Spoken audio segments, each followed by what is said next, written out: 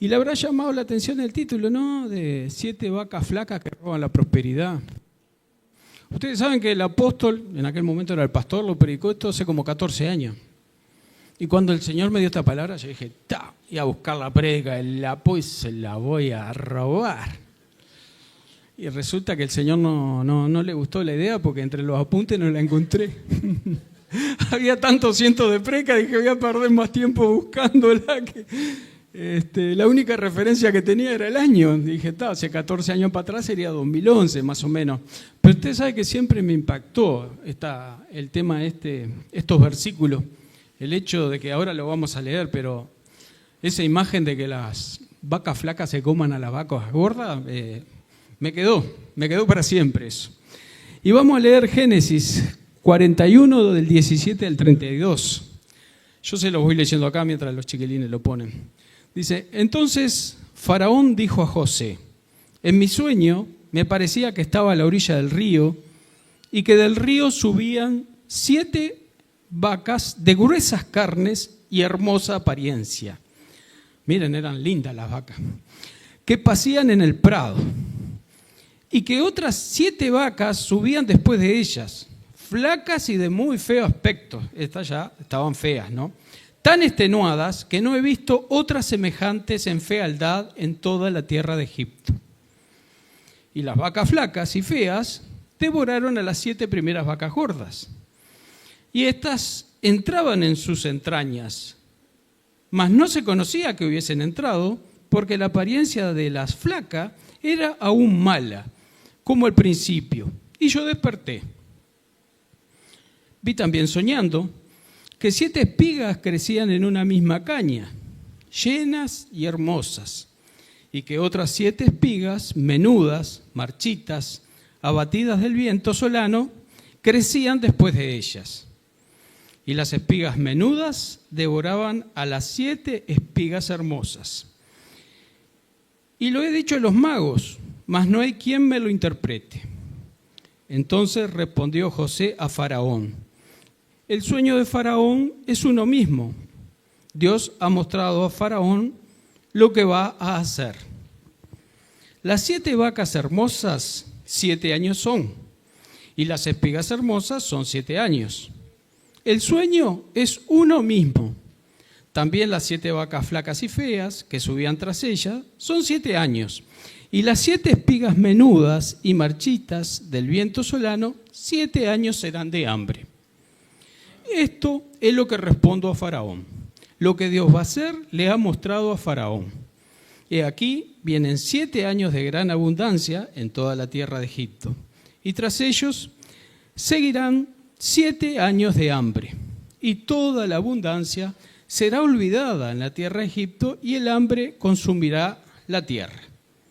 Y aquella abundancia no se echará de ver a causa del hambre siguiente, la cual será gravísima.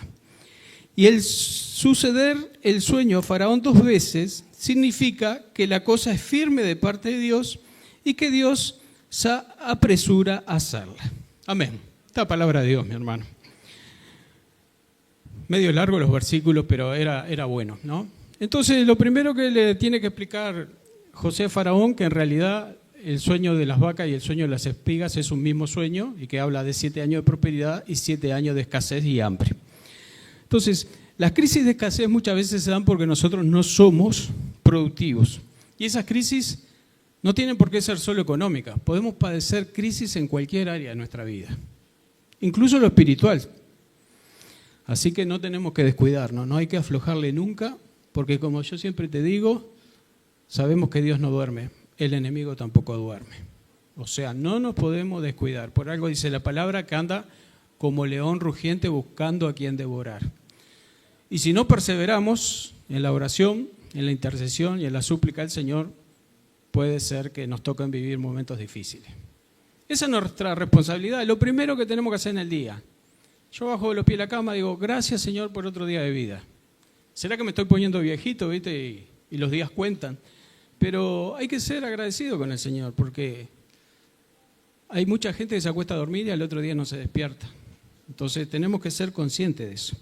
La escasez puede llegar muchas veces después de un periodo de bonanza, de abundancia, de pasarla bien. Así, también te quiero decir que muchas veces esa escasez es culpa nuestra. Nosotros somos los que podemos provocar la escasez en nuestra vida, ¿no? Nosotros podemos intervenir de una manera que esto suceda. A veces recibimos un dinero extra. Te voy a poner un ejemplo sencillo. Te llama un pariente que no está en este país y te dice, mira, querido o querida, estaba orando y el Señor me tocó y te transferí $5.000. ¡Ay, gloria a Dios! Yo lo tomo para mi vida. Tómalo para tu vida. Pero, ¿qué hacemos nosotros? No bien recibimos la noticia. Podemos hacer distintas cosas. Hay gente que termina la conversación y ya fue a comprar fiado porque sabe que va a recibir los $5.000, ¿no? Va y le dice al almacén, mirá que me transfirieron $5.000, nomás lo puedo sacar del banco, ya te estoy pagando. La actitud correcta sería ver si podemos ahorrar. Porque tal cual el sueño del faraón, muchas veces después del tiempo de abundancia viene la crisis. Siempre es bueno tener algo guardadito por si pasa algo, ¿no? Porque si no, después tenemos que salir nosotros a pedir prestado. Y si nos gastamos ese dinero que ni contábamos con él, ¿qué pasa? Quedamos en la misma situación que antes, ¿no? Nos gastamos todo y estamos con los mismos números que teníamos antes. Y esto nos pasa no solo en la economía, nos puede pasar hasta en el ministerio. De repente tu ministerio viene creciendo, venís bien, pum para arriba, una pasión por Cristo, y pasa algo, de repente te pasa algo que te pincha, ¿no? Que te desanima.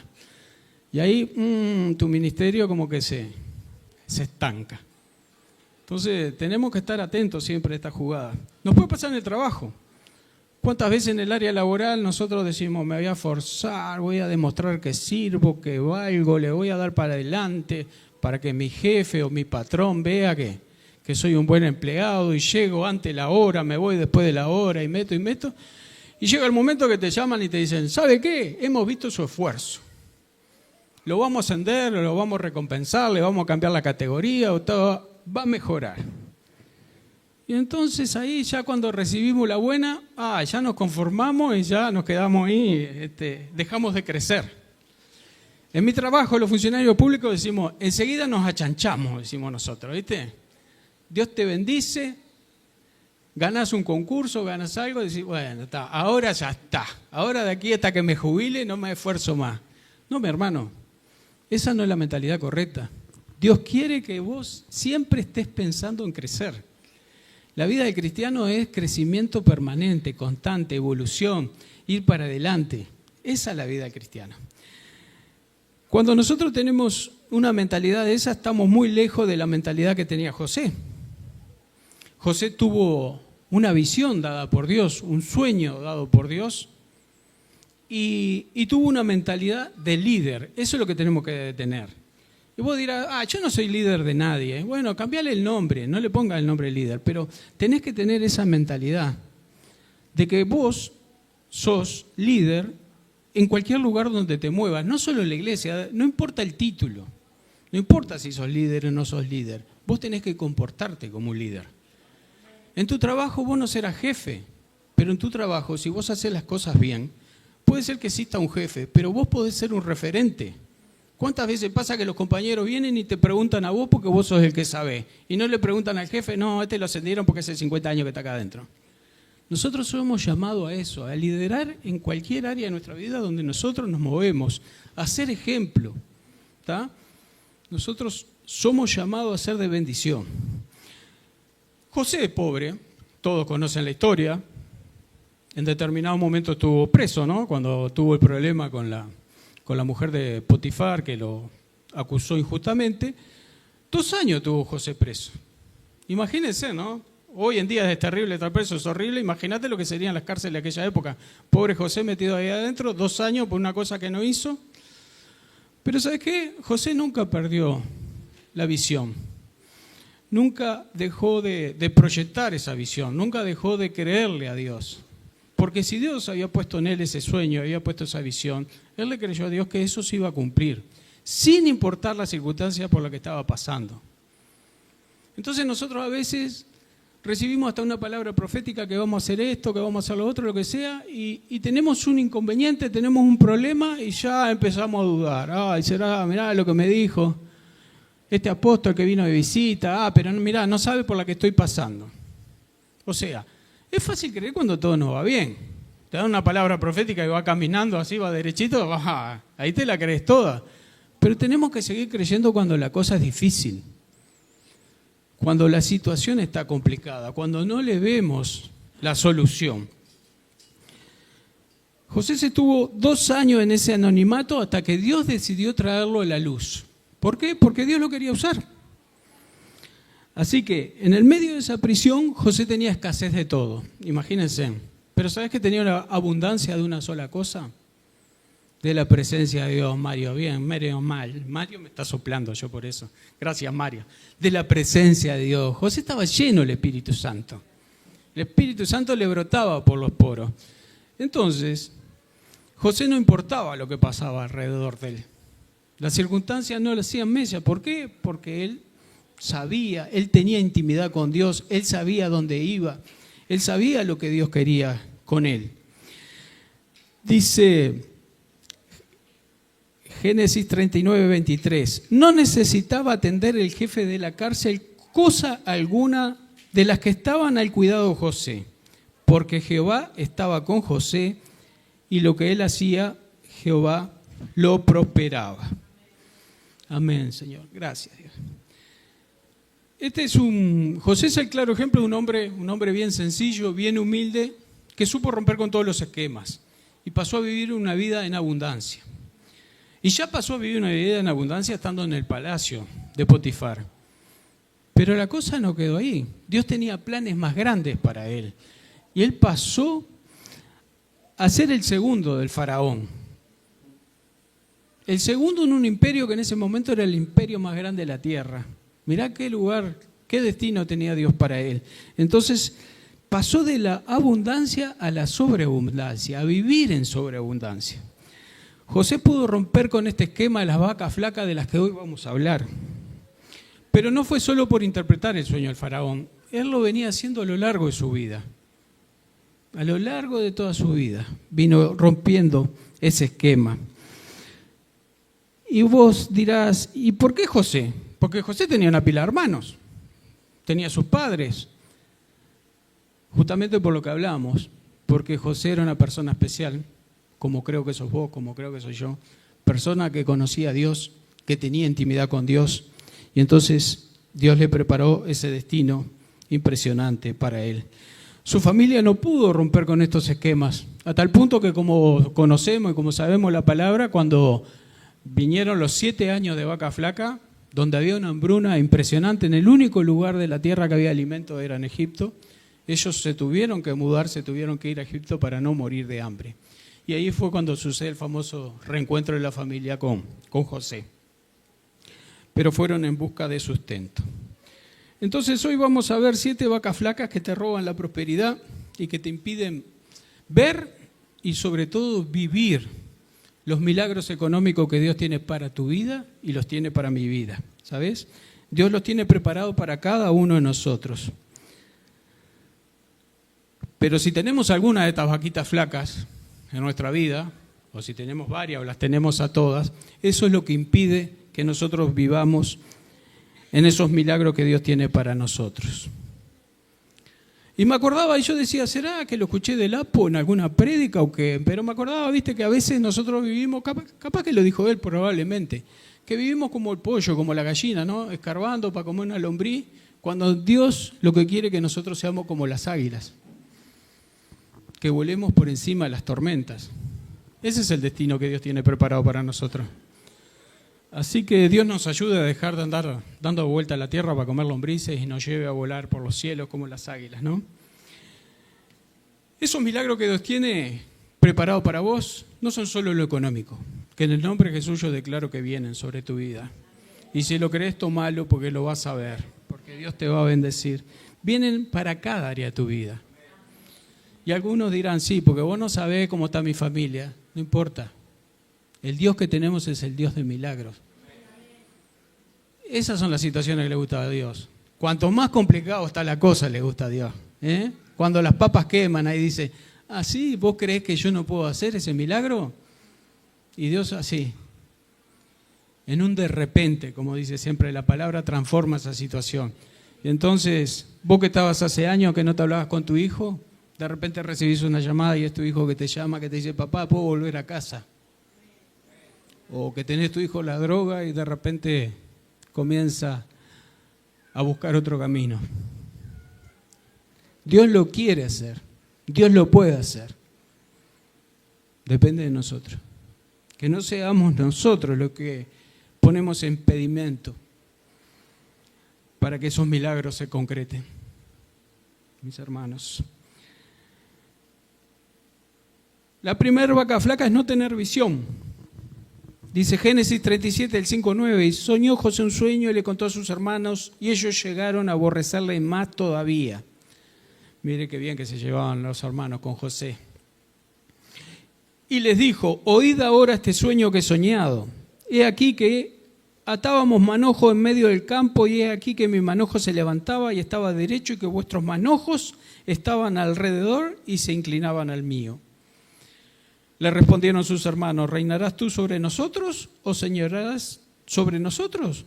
Y le aborrecieron aún más a causa de su sueño y sus palabras. Entonces, José comenzó su trato, su prueba, o como decimos nosotros siempre, su proceso, con una visión, con un sueño puesto por Dios para su vida. Y ese sueño y esa visión gestó un anhelo en su corazón, un anhelo de ser grande, pero no de ser grande para ser famoso él, para ser grande él, para ser poderoso él, sino para ser de bendición para otros, para cumplir con el propósito con el cual Dios lo había creado. Y ese anhelo de ser grande lo llevó a ser un hombre productivo en todas las áreas de su vida. Y consiguió cumplir con ese sueño debido a la fidelidad que él tenía con Dios. Su fidelidad con Dios hizo que Dios tuviera el favor sobre su vida. Entonces, si nosotros queremos ver el favor de Dios en nuestra vida, tenemos que serle fiel a Dios. Y ser fiel a Dios es sin condiciones, como es Dios con nosotros. Él nos ama sin condiciones. Él nos ama tanto que no nos quiere dejar como estamos. Él quiere que cambiemos nuestra manera de vivir. Y nosotros tenemos que ser fiel de esa manera a Dios. No ser fiel cuando tengo ganas, cuando no llueve, cuando me siento bien. Siempre tenemos que ser fiel a Dios. Y si habrá sido productivo, que él fue productivo en todos los ámbitos en que se movió. Fue productivo en el palacio de Potifar, fue productivo en la cárcel, y ni que hablar que fue productivo al lado de Faraón. Yo te hago una pregunta. ¿Cuántos de ustedes son hermanos menores? ¿Hay alguno acá que sea hermano menor? Hay unos cuantos. Yo soy hermano menor. Entonces, yo me acuerdo cuando era chico, yo a veces quería ser grande. Viste que cuando sos chico querés ser grande. Después cuando sos grande querés volver a ser más joven, ¿no? Pero yo quería ser grande para hacer las cosas que hacían los grandes. En este caso mi hermano me lleva 6 años. O sea que imagínense que cuando yo tenía 9 años, mi hermano ya tenía 15. Y yo quería hacer algunas de las cosas que hacía mi hermano, no todas. Porque como los hermanos José, mi hermano era bastante bandido, ¿no? Y imagínense que él estudiaba carpintería, lo mandaron, terminó la escuela, medio de los empujones, lo mandaron, no sabía dónde ir, bueno, voy a la UTU, voy a hacer carpintería, dijo. Lo mandaron a la UTU. Creo que lo único que aprendió, un versito que decía, el maestro carpintero de la boina colorada, creo que lo único que aprendió. Porque en primer año se llevó todas las materias habidas y por haber que le permitieron ser segundo. Y en segundo año tuvo la suerte todavía que mi primo se le da por estudiar relojería. Entonces eran el carpintero y el relojero, rápidos y furiosos. Sí, para escaparse de la UTU. Cuando llegó la mitad del año, yo qué sé, si había 60 días de clase, ellos ya tenían 80 faltas. Era una cosa que... Entonces, En aquellos tiempos, viste que tus padres te decían, tenés que ser productivo. Habían escuchado esta prédica.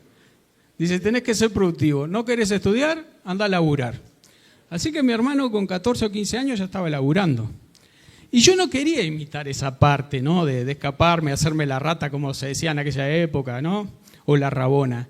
Yo quería imitar la otra, porque cuando mi hermano empezó a trabajar, claro, a ver, había que aportar para la casa. En aquella época mi vieja decía, bueno, ¿cuánto ganaste? Tanto para la casa.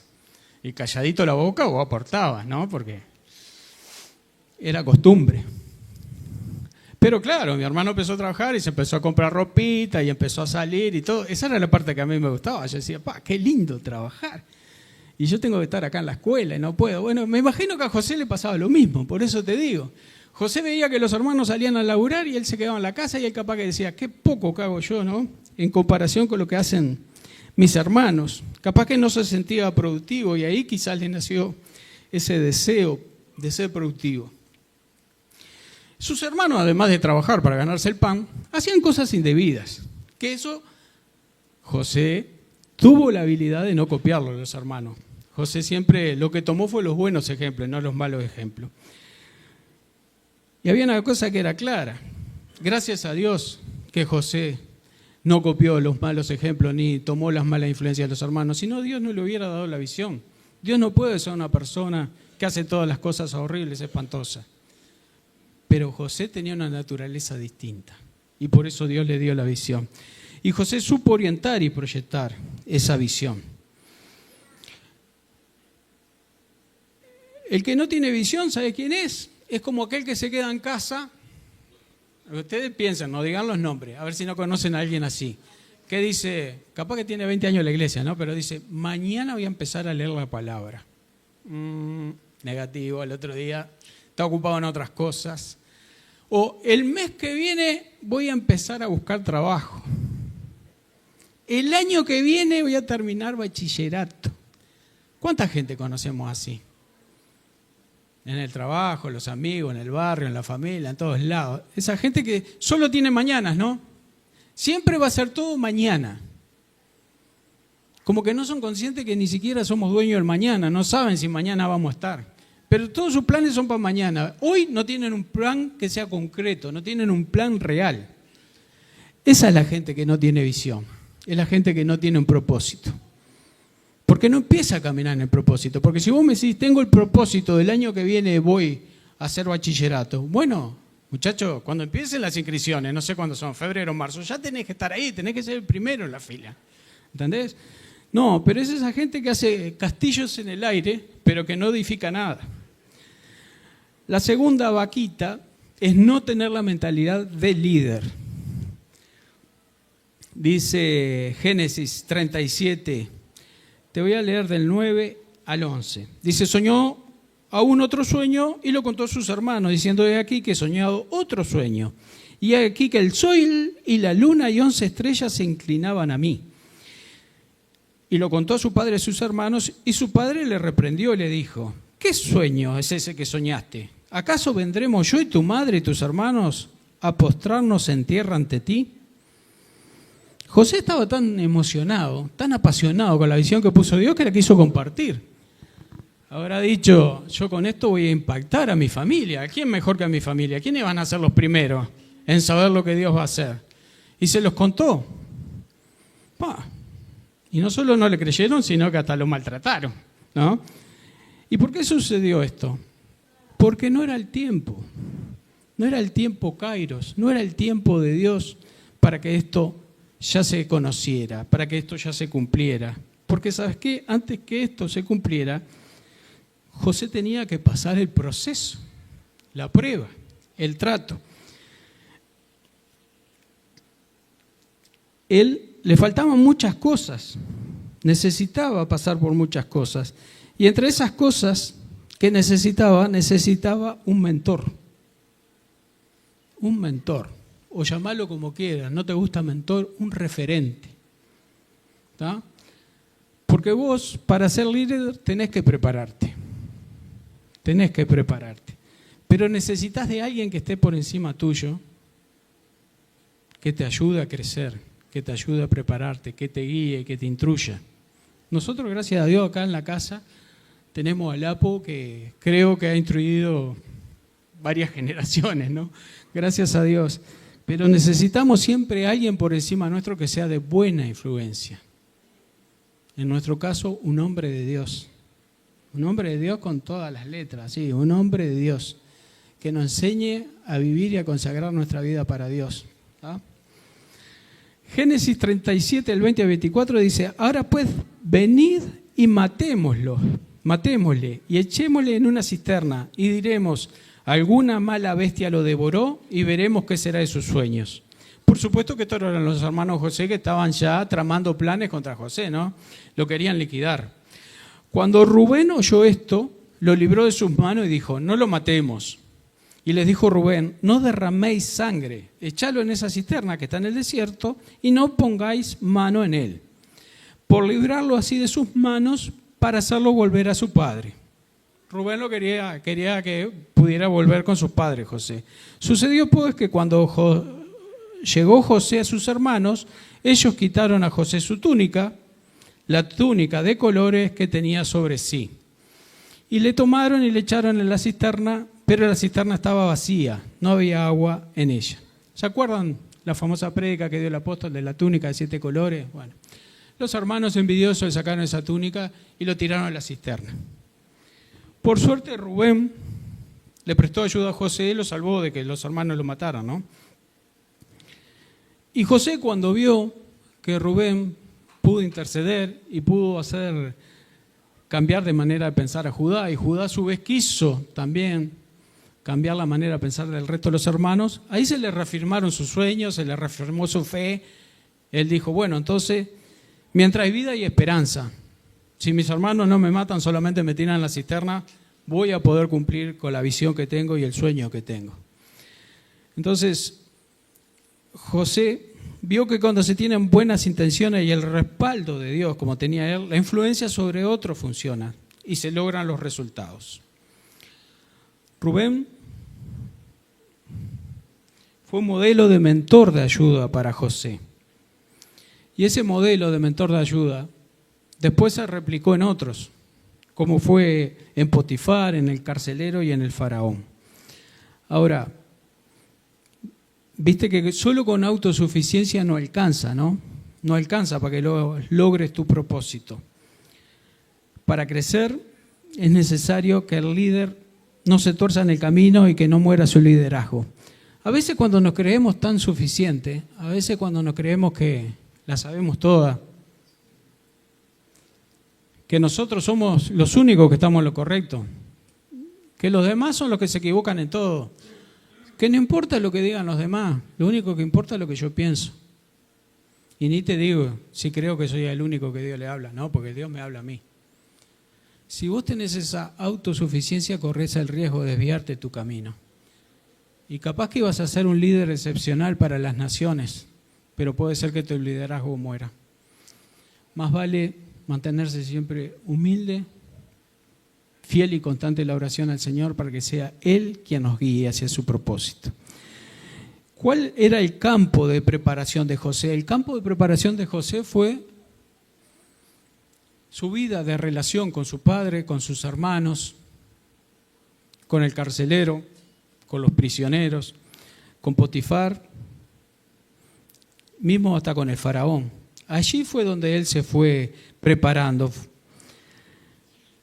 José nunca le recriminó nada a sus hermanos. Y nosotros vemos todos los capítulos de Génesis, nunca vemos que él haya recriminado nada a los hermanos por lo que le hicieron. Porque si hay alguien que no conozca la historia, los hermanos que hicieron, le sacaron esa túnica de 7 colores, la mancharon con sangre y se la llevaron al padre para decirle que una bestia lo había devorado. Y el padre les creyó y dio por muerto a su hijo durante muchísimos años. Cuando en realidad los hermanos lo que hicieron, lo vendieron por 20 monedas de plata a los ismaelitas y lo convirtieron en esclavo. Entonces, a pesar de todo lo que vivió José, nunca le recriminó nada a sus hermanos. José nunca se quejó de nadie, no se quejó ni de Potifar, a pesar de lo que le pasó, no se quejó del carcelero y no se quejó tampoco del faraón. Simplemente hizo lo que le correspondía. Y esto tiene que ser una lección para nosotros, porque nosotros muchas veces nos quejamos cuando nos pasan cosas, ¿no? Nos quejamos. Él no se quejó, él iba siempre a lo secreto, ¿no? Él hizo lo que le correspondía y aún guardó la imagen y lo respaldó a todos sus jefes, al carcelero, a Potifar, a todos los respaldó, incluso a sus hermanos. Entonces, para tener mentalidad de líder y tener credibilidad es necesario prepararse, recibir de un líder mayor. ¿Para qué? Para mantenernos, pero también para ser productivos. La persona que no tiene mentalidad de líder es aquel que se vive quejando de su líder. Si vos tenés un líder y permanentemente te estás quejando de él, tenés que revisar tus actitudes. Y ojo, puede ser que lo que diga sea verdad, pero tal cual nos enseñaron, si no es para edificación, igual es murmuración. Aunque digas la verdad. Bien dice la palabra, tú que predicas, predícate a ti mismo. No sabes el trato que tuve. Gracias, Señor. Entonces, para ser líder tenés que tener un proyecto a largo plazo. Tenés que trabajar para alcanzar ese proyecto. No te podés. Un buen líder no es aquel que empieza cosas y no las concluye, las deja por la mitad, porque todo esto genera pérdida de productividad. La tercera vaquita flaca es las malas influencias. Como yo te decía, todos somos permeables a las malas influencias, ¿no? Rubén durante un tiempo fue una buena influencia, pero después se dejó contagiar por sus hermanos. Dice Génesis 37, el 28 al 30. Así que cuando los mercaderes madianitas se acercaron, sacaron a José de la cisterna y se lo vendieron a los ismaelitas por 20 monedas de plata. Fue así como se llevaron a José a Egipto. Cuando Rubén volvió a la cisterna y José ya no estaba ahí, se rajó la vestidura en señal de duelo. Regresó entonces a donde estaban sus hermanos y le reclamó: ya no está ese mocoso, ¿y ahora qué hago? Rubén estaba más preocupado por la situación en la que él había quedado que por la situación de José. Porque como Rubén era el mayor de la familia, ahora él era el responsable y tenía que rendirle cuenta al padre por la vida de José, como le hubiera tenido que rendir por la vida de cualquiera otro de sus hermanos, ¿no? Y por tapar un error que cometieron, que se podía haber solucionado, él permitió que los hermanos lo contagiaran de esa mala influencia. Y de esa manera, ¿qué pasó? Engañaron al padre y terminaron llevando maldición a su casa. Rubén tenía la autoridad para cambiar todo esto, pero no tuvo el suficiente carácter. ¿Por qué? Porque ya lo habían contagiado sus hermanos con la mala influencia. Y todos sus hermanos, ¿saben qué tenían? Sed de poder, querían buscar un lugar de privilegio delante de su padre y tenían envidia. Y terminaron contagiando a Rubén de todo eso también. O sea, el ser o recibir una mala influencia puede echar a perder todo lo que hayas alcanzado en forma momentánea, si es que después te arrepentís, ¿no?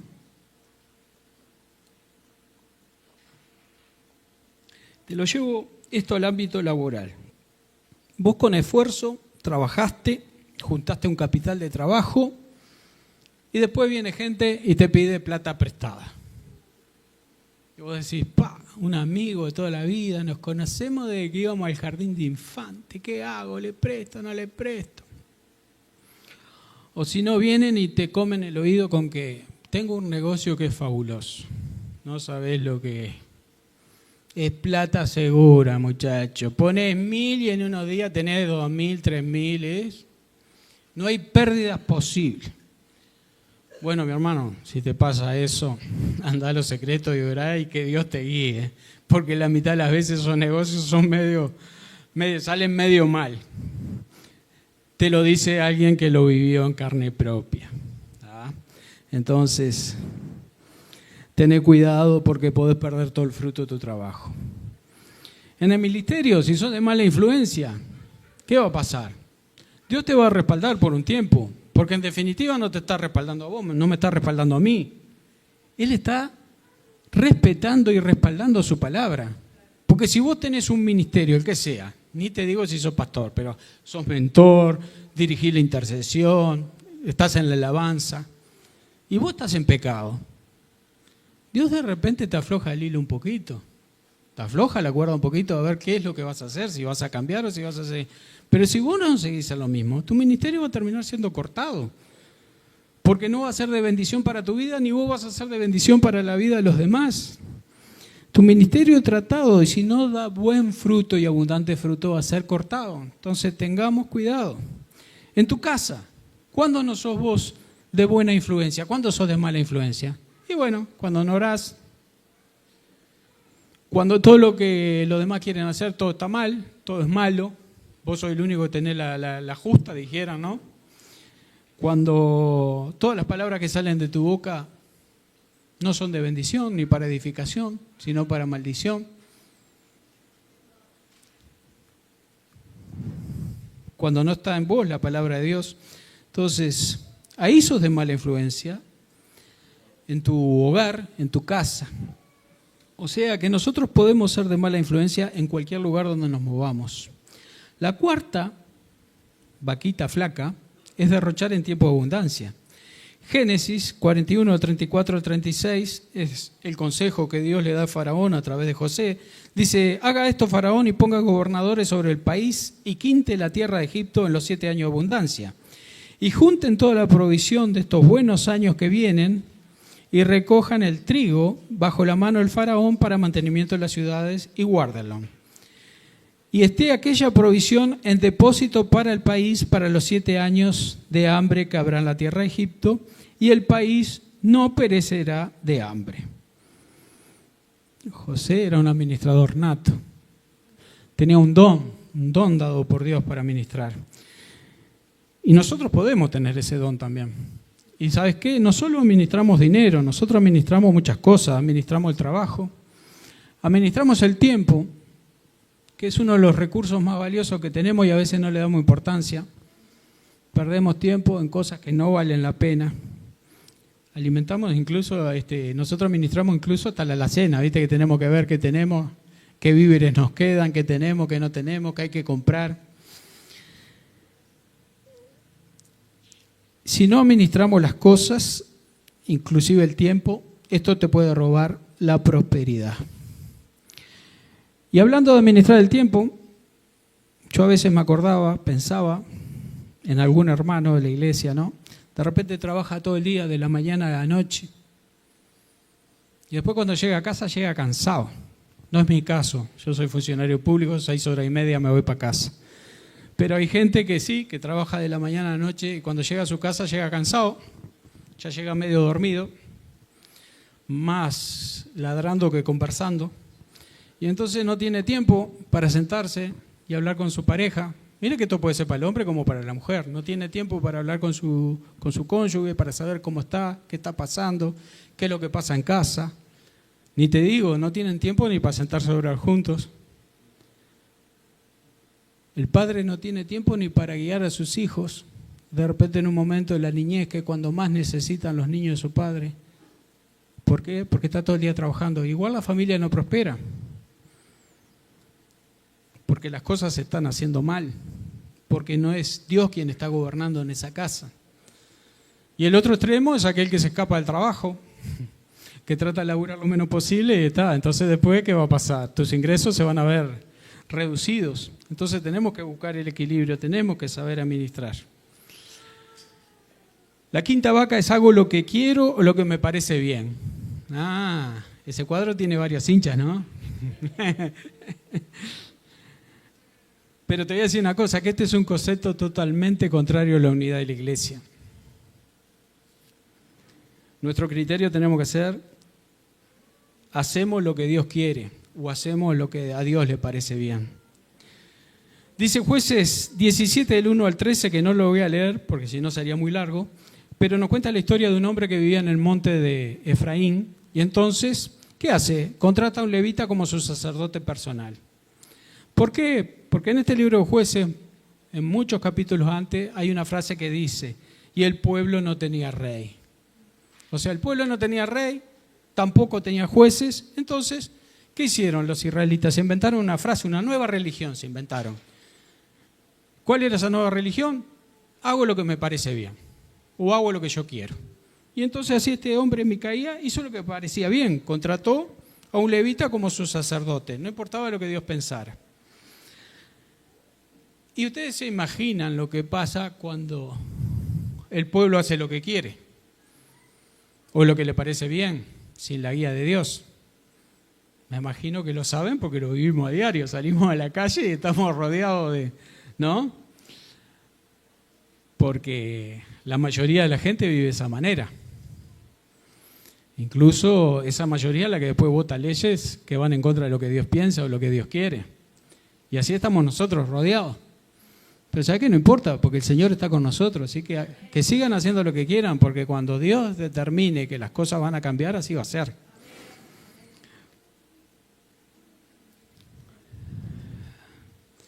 Y José entonces no solo vio, sino que vivió muchas circunstancias difíciles. Y él pudo percibir que muchas venían de mano de los hombres. No era que Dios quería que le pasara eso. Pero ¿sabes qué? José lo aceptó de buena manera. ¿Está? Porque José nunca hizo lo que a él le parecía. José hizo lo que Dios quería que él hiciera. Entonces, él siempre se mantuvo callado, que es cosa que a nosotros a veces nos cuesta. Somos rápidos para responder, somos respondones. Él se mantuvo callado, se mantuvo en oración, siempre se dispuso y respaldó a sus jefes. Imagínense que él estaba en la cárcel y nadie iba a ir a decirle: José, te felicito, ¿cómo tenés la cárcel? Esto es un lujo, parece un hotel 5 estrellas. No, todos los halagos eran para el jefe de la cárcel, o para el carcelero, quien fuera. En el Palacio de Potifar, ¿quién se llevaba los honores? Venían los amigos de Potifar, venían a comerse un asadito y tu palacio está impecable. Y Potifar que, sí, mi señora, no sabés, es una fenómena. Pero todo lo hacía José. Sin embargo, José nunca levantó su voz. Nunca dijo nada. ¿Y sabés por qué pasó esto? Porque todo lo que le pasó a José fue puesto por Dios.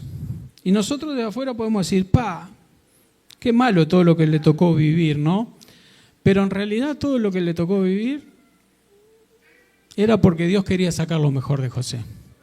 Si vos querés sacar lo mejor de la uva o querés sacar lo mejor del olivo, lo tenés que mandar al lagar y a la prensa. Y ahí lo van a apretar y le van a sacar todo el jugo y el mejor jugo. Y eso es lo que estaba haciendo Dios con José. Dijo: yo te voy a sacar bueno a vos, le dijo Dios. Entonces, Génesis 45, el 1 al 8 dice: José se da a conocer a sus hermanos. Te lo voy a leer rapidito. No podía ya José contenerse delante de todos los que estaban al lado suyo y clamó: haced salir de mi presencia a todos. Y no quedó nadie con él al darse a conocer José a sus hermanos. Entonces se dio a llorar a gritos, y oyeron los egipcios y oyó también la casa de Faraón.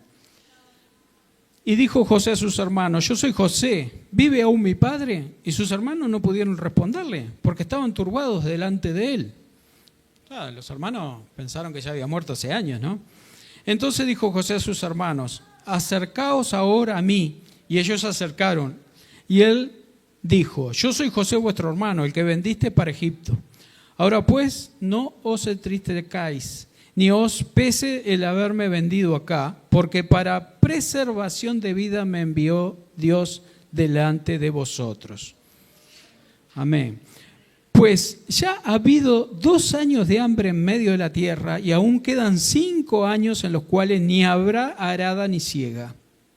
Y Dios me envió delante de vosotros para preservaros posteridad sobre la tierra y para daros vida por medio de gran liberación.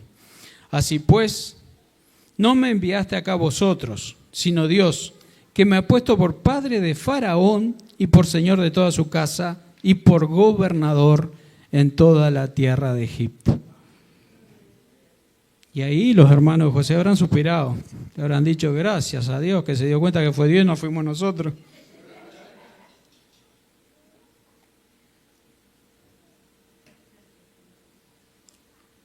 A José le dolió el trato que tuvo, ¿no? Pero él lo entendió. Y entendió que el origen de la prosperidad estaba en el buen provecho que le había sacado del trato de Dios. Él supo aprovecharlo. Y eso lo llevó a ocupar ese lugar de eminencia. Fue prosperado porque no hizo lo que quería, sino lo que Dios quería. Entonces, hermano, que seamos sabios, porque yo te puedo decir una cosa, capaz que no te va a gustar, pero todos vamos a tener un trato de Dios si no lo tuvimos ya, y a lo largo de nuestra vida vamos a tener distintos tratos. Vamos a pasar por distintos procesos, porque es la forma en la que Dios trabaja con nosotros y saca lo mejor de nosotros. Entonces, que seamos sabios como José, le saquemos el mejor provecho, que en lugar de quejarnos por la situación que estamos viviendo, podamos entender, no por qué, sino para qué lo estamos viviendo. ¿Qué es lo que Dios quiere que cambiemos en nosotros? ¿Qué es lo que Dios pretende de nosotros? Para poder sacarle provecho a esa situación que de repente es espantosa por la que estás pasando, ¿no? La sexta vaca de las flaquitas, no sembrar. Génesis 26, del 12 al 16. Dice, y sembró Isaac en aquella tierra y cosechó aquel año el 100 por 1 y lo bendijo Jehová. El varón se enriqueció y fue prosperado y se engrandeció hasta hacerse muy poderoso. Y tuvo hato de ovejas y hato de vacas y mucha labranza. Y los filisteos le tuvieron envidia. Y todos los pozos que habían abierto los criados de Abraham, su padre, en sus días, los filisteos lo habían cegado y llenado de tierra. Entonces dijo Abimelec a Isaac, apártate de nosotros porque mucho más poderoso que nosotros te has hecho. Y este es un principio, te estoy hablando de sembrar, un principio universal, como dice el apóstol. Así como sabemos que el día sucede a la noche, el verano, después viene el otoño, la primavera y el invierno, todo eso, bueno, el que siembra cosecha, el que planta recoge. Entonces, nosotros no nos podemos conformar con entregar el diezmo y pensar, bueno, entregué mi diezmo, ahora voy a ser prosperado. ¿Sabe por qué? Porque el dar el diezmo es una obligación con Dios. Vos no te has preguntado a veces, decir, pensar que yo diezmo, ¿no? Pensar que yo cumplo con el Señor, ¿qué es lo que pasa? ¿Por qué no me puedo ir de vacaciones todos los años? ¿O por qué no puedo salir por lo menos un par de fines de semana a sacar a la familia a comer afuera? ¿Qué es lo que pasa? Y bueno, lo que pasa es que el diezmo lo que cubre son tus necesidades básicas. La siembra, tu ofrenda, es lo que marca la diferencia. Cuando vos sembrás, como leíamos acá arriba, que Isaac sembró en aquella tierra, de repente la semilla que vos plantás te puede dar al 30, al 60 o al 100 por 1. Y eso es totalmente distinto de lo que algunos piensan, no es el 100%. Pues yo planto 5 semillas, el 100% 5 semillas van a ser 10. Es al 100 por 1. Es que cada semillita que vos pones te va a dar 100. O sea, si plantaste 5 vas a tener 500. Y esa multiplicación sobrenatural, solo Dios la puede hacer. ¿Ah? No hay banco que te pueda dar ese interés, no hay negocio que te pueda generar esa riqueza. Solo Dios lo puede hacer. Entonces, y esas son las bendiciones extra que Dios tiene preparados para aquellos que siembran buenas semillas. Otra cosa que es importante a tener en cuenta es que no le prometas a Dios que le vas a dar una buena semilla cuando vos recibas la bendición que estás esperando. Dios lo que quiere es que demuestres tu confianza en Él, que vos saques de lo que tenés ahora. Vos decís, ¿saco de lo que me está faltando? Sí, que saques de lo que te está faltando, de lo poco que tenés, de lo que estás necesitando. Entonces, esa semilla que vos sembrás, esa semilla queda en condiciones de crecer y cosechar en abundancia. Dice Lucas 6:38, dad y se os dará, medida buena, apretada, remecida y rebosando, darán en vuestro regazo. Porque con la misma medida con que medís, os volverán a medir. Y por último, la última vaquita flaca es no diezmar. Malaquías 3, del 8 al 10, dice, ¿robará el hombre a Dios? Pues vosotros me habéis robado, dice Dios. Y dijisteis, ¿en qué te hemos robado? En vuestro diezmo y ofrenda. Maldito sois con maldición, porque vosotros, la nación toda, me habéis robado. Y acá viene la promesa del Señor. Traed todos los diezmos al alfolí y haya alimento en mi casa y probadme ahora en esto. Esto de las pocas veces que el Señor dice en la Biblia, probadme ahora en esto. Dice Jehová de los ejércitos, si no os abriré la ventana de los cielos y derramaré sobre vosotros bendición hasta que sobreabunde. Entonces, nosotros tenemos que darle a Dios la parte que le corresponde y tenemos que aprender a vivir por fe con la parte que nos corresponde a nosotros. Esa es la manera de ser prosperado. El diezmo lo que te va a garantizar es que cuando vos precises alimento vas a tener el dinero, cuando precises para transporte, cuando necesites comprarte ropa o cuando tengas que pagar el alquiler. Esas son tus necesidades básicas y son las que vos estás cubriendo cuando entregas el diezmo. Hemos visto la diferencia entre José y su familia, cómo Dios a uno, de acuerdo a la intimidad y la fidelidad que tenía, le dio un sueño, le dio una visión, le dio un propósito. Vimos cómo sus hermanos actuaron de una manera horrible, de mala manera por decir, fueron mala influencia. Le dieron un trato a José que no merecía, pero bueno, eso formaba parte del trato que Dios tenía con José. Eso lo hemos visto. Y lo que hemos visto, la diferencia. ¿Cuál fue el resultado final de unos y otros? José terminó como segundo al lado de Faraón en Egipto y sus hermanos terminaron yendo a pedir alimentos a Egipto. Se tuvieron que presentar delante de su hermano a solicitar que le dieran de comer. Entonces, los hermanos de José de alguna manera incidieron sobre el destino de su casa, sobre el destino de la familia. ¿Tá?